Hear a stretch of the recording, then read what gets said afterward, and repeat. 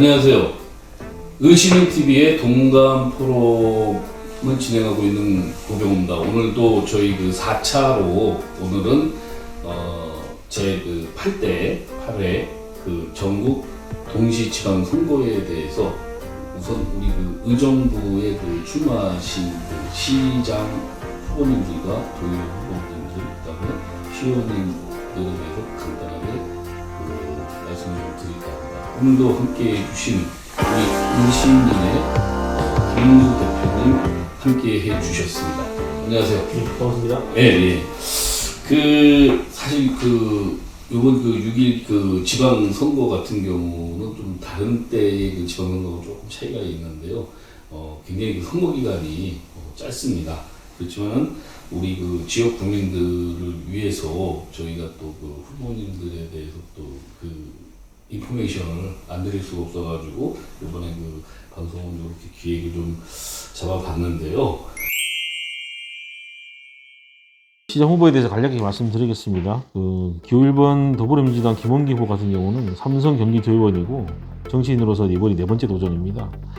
경력으로서는 경기도의회 부의장을 지내셨고 대통령 소속 자치분과위원회 정치자문위원을 하셨습니다. 행정학 박사 출신이시고 지역 민간단체 활동가이자 교육자, 예술인, 공무원, 학자, 선출직 공직자 등 다양하게 활동을 했고 특징적으로 온화한 성격과 부드러운 리더십 이런 것들이 볼 수 있겠으며 소통하고 화합하는 이미지로 두루두루 아우를 수 있는 인물로 기대를 하고 있는 후보가 되겠습니다. 김동훈 후보, 기호 2번 김동훈 후보 같은 경우는 국민의힘당 출신 소속으로서 91년 제35회 행정고시 합격한 이후에 의정부시 부시장, 국무총리실 정무과장, 경기도 행정 2부지사를 지낸 행정 전문가로서 두각을 나타냈고 2018년도에는 의정부시장직에 처음에 출마했으나 실패했고 이번에 2번째 도전이 되겠습니다.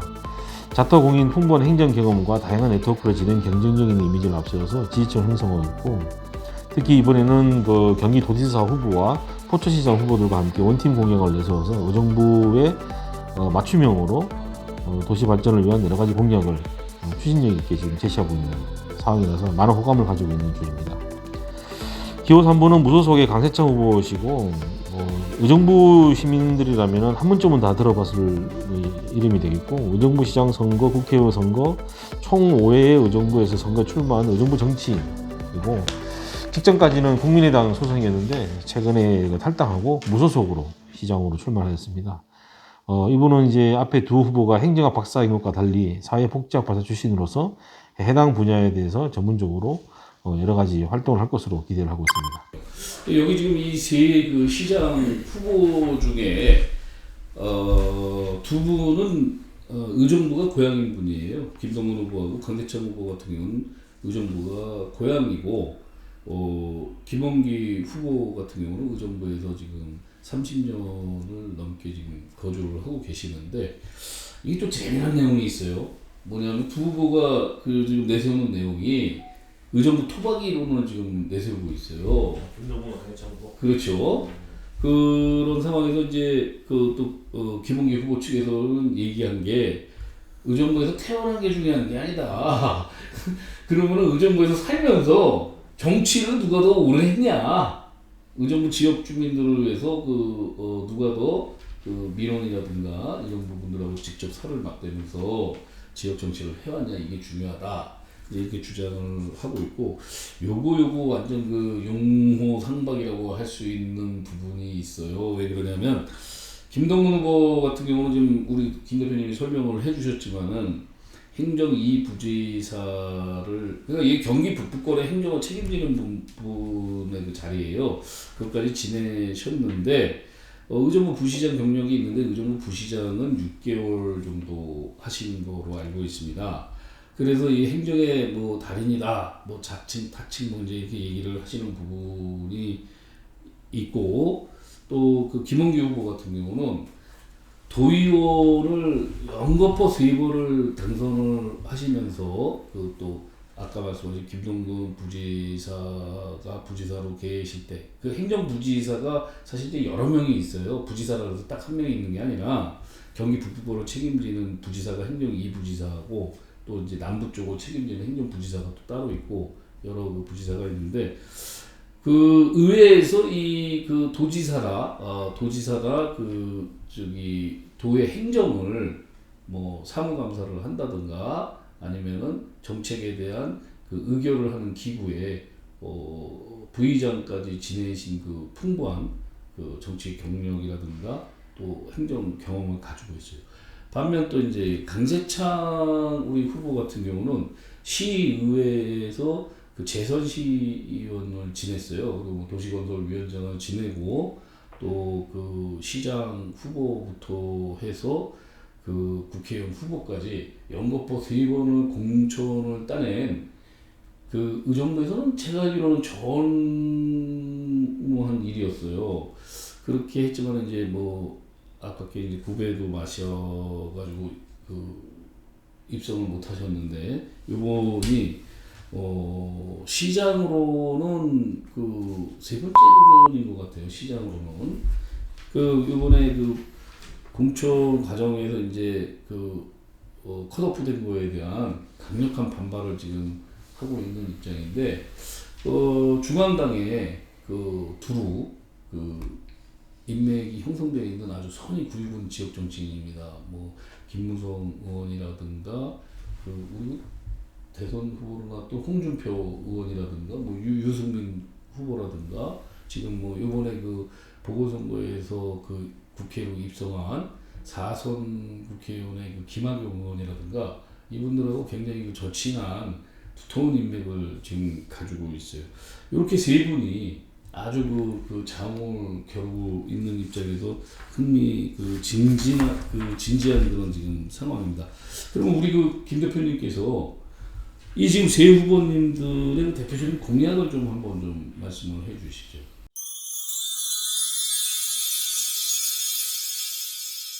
김원기 시장 후보 같은 경우는 내세우는 게 시민이 우선된 신뢰 정치를 하겠다 하셔가지고 대표 공약이 지금 경기 북부의 핵심 신장 산업을 유치하겠다. 그 다음에 도심적 호수가 있는 힐링 테마 관광 강지를 조성한다. 그 다음에 밀락고산 경연철 지성과 함께 전철 8호선을 우선 추진하겠다. 그리고 현재 뭐 정부에서 추진하고 있는 교외선 연장을 좀 더 추진하겠다고 하셨고, 권역별 24시간 아동 돌봄센터 설치라든지, 그 다음에 조합미군 반환기지의 개발을 조기하겠다. 국제학교 및 예체능고를 유치하겠다. 사회복지 및 문화예술인 지원센터를 건립하겠다. 그리고 청년 일자리 플랫폼 강화와 취업준비수당을 지급한다. 그리고 뭐 최근에 이슈가 되었던 고산동 물류센터와 장암동 운전면허 시험장 등에 대한 조성은 완전 폐지를 검토하겠다. 이렇게 이제 주요 공약을 내세웠습니다. 전반적으로 보면 편의시설, 필수시설 외에는 전반적으로 복지, 이분이 이제 주로 관심 가지고 있는 예술, 문화 그런 쪽에 좀 강조했다라는 의미가 좀 많이 보이고 있습니다. 그리고 이제 김동문 후보 같은 경우는 10대 공약 쪽에서 장암동 지역에 30만 평의 수목원을 조성한다. 그 다음에 이제 미군의 의정부시의 2개의 큰 반환 기지에 대해서 디자인 캠퍼스와 IT 캠퍼스 조성한다라고 했는데, 최근에 IT 캠퍼스는 삼성 그 반도체 기업을 유치하겠다로 이렇게 뭐 좀 조정이 된 것 같습니다. 근데 그렇게 조성 반환 기지에 대해서 그렇게 조성하겠다는 공약을 내셨고, 경기 북부를 교육 1번지로 도약을 하겠다. 그리고 온종일 아이돌봄 체계를 구축하고, 철도에서는 8호선 연장, GTX-C 조기 착공, GTX-F 확정 추진하겠다. 이렇게 좀 구체적으로 얘기를 하셨고, 또한 밀락 고산 탑승역을 순환하는 트램을 설치하겠다라는 부분을 강조했고, 또 도봉 차량 기지를 이전해서 테크노밸리 조성하는데 요 공약 내에는 7호선을 의정부 구간에서는 복선화하겠다, 이런 것도 좀 포함되어 있더라고요. 그다음에 소상공인 방역지원금을 추가 지급하고, 그리고 이제 최근 이슈가 되고 있던 고산동 물류센터와 장암동 도봉면허 시험장 이전에 대한 취소인데, 특히 고산동 물류센터에 대해서는 직권으로 이것은 전면 취소하겠다라고 강하게 의지를 표명한 바가 있습니다. 세 번째 기호 3번의 강희찬 후보께서는 아직 뭐 구체적인 내용은 제가 좀 확인하지 못했지만은, 현재 확인된 바로는 공부하는 여건을 조성하기 위해서 청년들을 위한 사이버 대학을 설립을 하고, 그리고 안정적인 노후 생활을 위한 무료 요양원을 설치하고 의정부 도시공사를 설립을 해서 공동주택을 저렴하게 분양하겠다. 그리고 의정부 지역 현안에 대해서 공동주택이 많고 휴식 공간과 일자리 부족한 점을 좀 보완하겠다. 이런 점을 좀 주장하셨습니다. 네. 네. 그 지금 여기 각 후보들이 이렇게 공약을 내걸었는데요. 지금 이제 그 사실 좀 어떻게 표현을 드려야 돼요? 그 실현 가능성에 대해서는 뭐 유권자나 우리 뭐 시청자 여러분들이 판단하셔야 될 부분이겠지만은 김동원 후보 같은 경우는 아까 뭐 대표님이 말씀하신 대로 의정부에 뭐 삼성 반도체를 유치하겠다. 뭐 이제 이 공약이 사실 어저께인가 그저께 나왔어요. 그리고 이제 김원기 후보 같은 경우는 지금 추진되고 있는 국회에서 지금 논의되고 있는 국회에서 사실 이제 그 소위원회는 통과한 거로 제가 알고 있습니다. 그래서 굉장히 현실성이 좀 많이 다가왔는데 경기 북도 신설을 완결하겠다 임기 내에 이런 지금 공약을 지금 내걸었고요. 그다음에 이제 강대창 후보 같은 경우는 도봉구나 그 노원구가 별거였냐. 서울시기 때문에 집값이 오르고 그 사람들이 서울 시민의 그 특별한 그런 혜택이나 그 서울 시민 대우를 받고 있는 거다. 뭐 각종 편의시설이라든지. 그렇죠. 그러면서 지금 의정부하고 사실은 이제 그 노원구하고 도봉구가 경계에 있기 때문에 의정부 그 서울에서 보면은 초입 부분에 뭐 수락 거기 그 리버시티 같은 경우도 지금 계속 지속적으로 지금 민원이 제기되는 게 서울시로 편입시켜달라 이거거든요. 근데 강세창 후보가 이번에 딱 공약으로 내건 게 의정부시하고 서울시하고 통합을 하겠다. 그래서 의정부 시민들도 서울 시민이 되게끔 하겠다. 이런 엄청난 공약을 지금 내걸었습니다.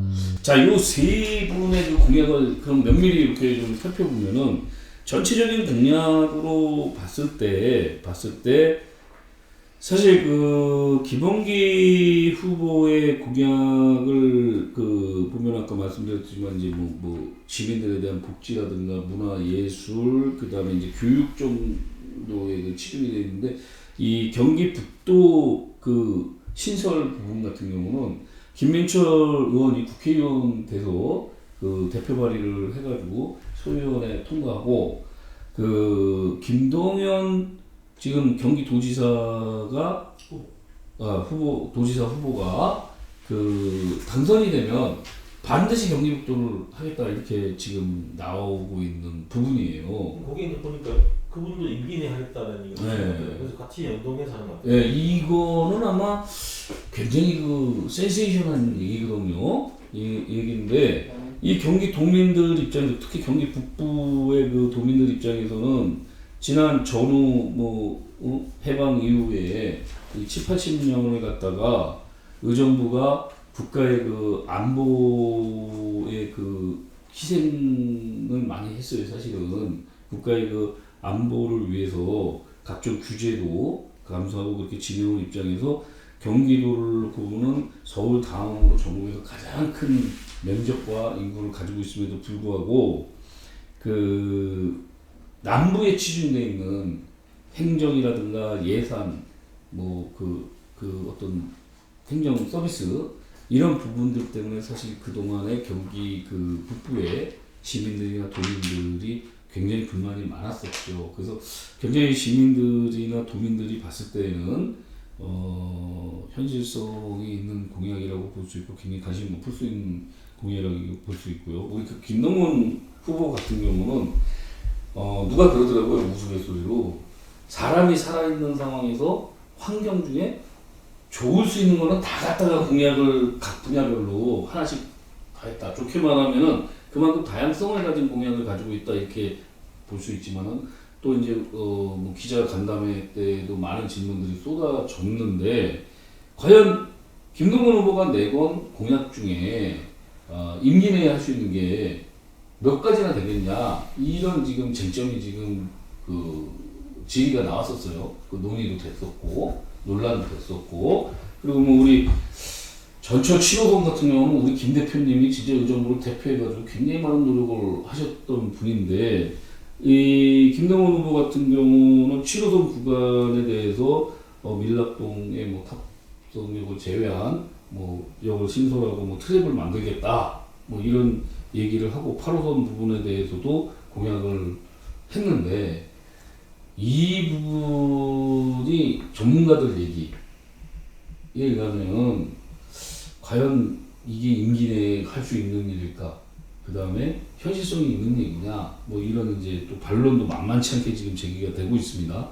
그리고 특히나 이제 그 고산동 물류센터 조성 백제로 우리가 뭐 지난번에 방송도 했지만은 만만치 않은 일이거든요. 근데 그 보상 문제라든가 만약에 그쪽 업체에서 백제화를 했을 때 시를 상대로 해가지고 그 민사소송이라든가 행정소송이 들어왔을 때 만약에 시가 패소를 하면은 거기에 대한 그 보상 금액에 대한 보상을 할 수 있는 의정부가 능력을 가지고 있냐 이런 부분의 문제가 제기가 되고 있습니다. 그리고 기자 간담회에서도 나온 얘기지만 그럼 보상을 어떻게 하겠냐 하는 부분에 대해서는 특별한 계획이 아직 없어요. 특별한 계획이 없고 이분이 답변하신 내용 그대로 워딩을 하면은 여기는 녹지 공간이 조성된 공간이었는데 아파트하고 물류센터가 들어왔다. 그리고 시민들이 그걸 원하지 않는다. 그 고산동 시민들이 이제 원하지 않는 거죠. 원하지 않기 때문에 나는 어떠한 인상을 각오하더라도 이거를 백지화시키겠다. 근데 어떠한 일이 과연 김동건 후보가 희생을 하는 건가요? 시민들이 세금을 더 내야 되는 문제인데 과연 이게 어떻게 받아들일지 잘 모르겠습니다. 좀 전에 말씀하셨던 그 물류센터 관련해서 이건 제가 이제 김동건 후보 측 후보님이죠. 그다음에 김원기 후보님하고 다 저희 단체에서는 이제 이 정책 지원의 시간을 가져서 뭐 충분하진 않지만 이 내용에 대해서 저 주고받은 내용이 있는데 말씀을 드리면 김동건 후보님이나 그다음에 김원기 후보님이나 물류센터에 대한 문제점에 대해서는 정확히 알고 있다. 시민들이 뭐 이렇게 불만이 있거나 시 정책의 추진에 있어서 전체적인 그림하고는 맞지 않는다는 것은 알고 계시더라. 근데 이걸 어떻게 해결할 것이냐에 대해서 그것도 알고 계시더라, 두 분 다. 그래서 김동건 후보 측에서 제가 그때 대화했던 내용을 정리하자면 절차상의 문제가 있을 것이라는 좀 약간 강한 학생을 가지고 계십니다, 사실은. 왜냐하면 이 부지가 왜 물류센터로 허가가 날 수밖에 없었냐라는 곳에 좀 약간 방점이 찍혀 있다. 이렇게 보시면 좀 될 것 같고. 그래서 어제 그제 그 방송하신 걸 보면 기자분이 누가 질문하니까 어떻게 할 것이냐 그러시니까 현재 그러니까 뭐 당선이 되시면 전임이 되겠죠. 안백룡 시장 체계에서 이런 어떤 흔히 말해서 앞뒤가 맞지 않는 이런 정책을 추진한 것에 대한 문제점을 반드시 찾아내겠다라고 말씀하셨거든요.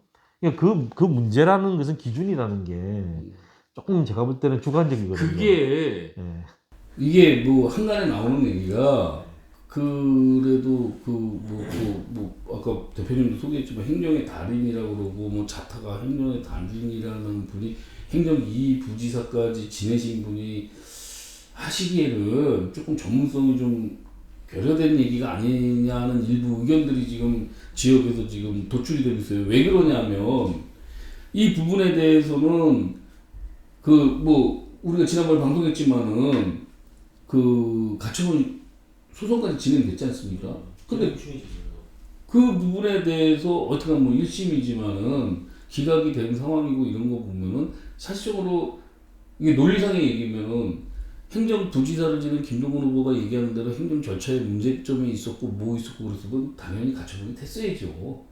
그 부분은 조금 애매합니다. 왜냐하면 가처분 신청한 것은 신청에 대한 그 내용을 가지고 심리를 한 거기 때문에 거기에 이 절차상의 위법성이 아마 포함이 안 됐을 수도 있고 아니면 간략하게 됐으면 검토를 덜 했을 수는 있어요, 사실은. 근데 그건 가처분인 것이고 본안 소송에서는 아마 여러 가지 내용을 이제 담아서 할 건데 본안 소송이 진행이 안 됐기 때문에 이제 그건 알 수가 없죠. 다만 이건 뭐냐면 그것을 사실은 시민들이 지금 싸우고 있는 것이고 지금 김동건 후보님 같은 경우는 이제 그러니까 시 차원에서 이제 그걸 알아보겠다는 거 아닙니까? 제가 이제 그 방송을 보면서 느낀 게 뭐냐면 지금 결정도 시가 한 거지 않습니까? 시장은 안동용이고 이 이후에 7월 1일 이후에는 또 다른 정부 들었습니다. 그죠? 그것도 집행권은 이제 시가 가지고 있고 시장이 달라질 뿐인 것이죠. 제가 무슨 말을 드리냐면 위법성을 찾는 것까지는 저는 좋다고 봅니다. 다만 거기에 대한 책임은 의정부시가 되는 거죠. 그렇죠. 그럼 의정부시가 지는 책임에 대한 비용 문제는 의정부 시민이 져야 되는 게 맞는 거죠. 이해되셨습니까? 근데 이 사실 방송에서 하기 좀 힘든 얘기인데 시청 기자회견에서는 네. 그런 얘기도 하셨어요. 김동연 후보가 이를 이렇게 만든 원인 제공자에 대해서는 반드시 밝혀내겠다, 책임을 묻겠다는 뉘앙스를 뭐 하고 그 한간에 이제 공식적인 질의나 답변은 아니고 한간에 뭐 김동연 후보 측에서 나오는 얘기는 부산권 얘기도 나오는 얘기가 있는데 그거야 뭐 향후적인 얘기고. 이래서 아까 말씀드린 이 문제에 대해서는 비용을 수반할 수밖에 없다. 그렇죠, 당연히. 네, 김웅기 후보께서도 뭐라고 했냐면 이 부분을 면밀히 검토를 해서 만약에 취소를 해야 될 상황이거나 그다음에 매물 비용이 생길 경우가 있으면 감내를 해야 하지 않겠냐라는 얘기를 하셨거든요. 근데 그걸 이제 대외적으로 말씀을 안 하시더라고요. 서로 이제 이게 논의하는 과정에서 논의가 아니고 이제 대화를 주고받는 거니까 무슨 말이냐면 두 분 다 이 문제에 대한 심각성과 그에 따른 비용이 들어간다는 것 정도는 알고 있다. 근데 웃기는 게 뭔지 알아요? 뭐 어디라고 얘기 못 하겠지만 참 이게 그 사람이라는 게 때는 이때라고 그 기회를 편성하는 사람들이 있어요. 그래서 어디라고는 얘기 못 하겠지만 일부 시민단체에서는 요 지방선거를 어떻게 보면은 비밀? 뭐 하야 뭐 약점? 영향력? 뭐 이런 단어가 적절할지는 모르겠지만 그런 거를 근거로 해서 후보자들한테 백지화에 대한 그 압박이라든가 그 수위를 굉장히 높이고 있단 말입니다. 그런 상황에서 자 대표님이 지금 설명했듯이 김동연 후보는 완전 백지화를 공언을 했고 직권을 못했어요. 그 다음에 김원기 후보 같은 경우는 검토. 이 검토라는 말을 썼다고 해서 그 막 디스하고 막 그런 거를 SNS에 막 올리고 이러고 있거든요. 그러면 저희가 방송하면서 이제 물어봐봐야 답은 비슷할 것이다. 어차피 둘 다 검토할 것이다는 건데 용어의 차이인 거죠. 그러니까 김동연 후보께서 직권으로 파기하겠다라는 것은 그 직권의 기준을 거는 검토를 해야 됩니다. 오늘 일어났는데 야 꿈자리가 사나워 그 정책 하면 안 돼 이렇게 하면 안 되잖아요. 그런 게 직권이 아니거든요. 그렇죠. 그러니까 직권이라는 그 기준에 들어갈 만한 뭔가 검토를 해야 된다는 거예요. 그렇죠. 그런 다음에 직권으로 이게 정확하게 얘기하시는 거야. 네. 검토도 안 한 거를 할 수 없어. 백지화하겠다 그건 안 돼. 그러니까 기본교육께서는 검토를 해서 그렇지. 문제가 생기면 비용도 감수해야 되지 않겠냐라는 의견은 그렇죠. 비슷한 얘기거든요, 사실은. 근데 직권이라는 말을 안 썼죠, 사실은. 근데 김동연 후보도 사실상 검토를 하겠다는 얘기라. 다만 이제 표를 너무 의식해가지고 너무 나갔어 앞으로. 이제 조금 이제 표현의 문제와 그다음에 방법의 차이인 거죠. 그러니까 김동연 후보께서는 뭔가 이거는 확신을 가지고 있는 거죠. 이 절차상의 문제가 있다라고. 거기에 방점이 찍혀 있고 김원기 후보 같은 경우는 절차보다는 시민들이 원하지 않는 방법은 그럼 시가 어떻게 조정할 수 있냐 이렇게 이제 접근하는 방법인데 결과적으로 들어가는 매물 비용은 감수를 해야 된다는 건 둘 다 똑같이 알고 계시더라. 그래서 아까도 말씀드렸지만 이제 한간에 놔두는 얘기 중에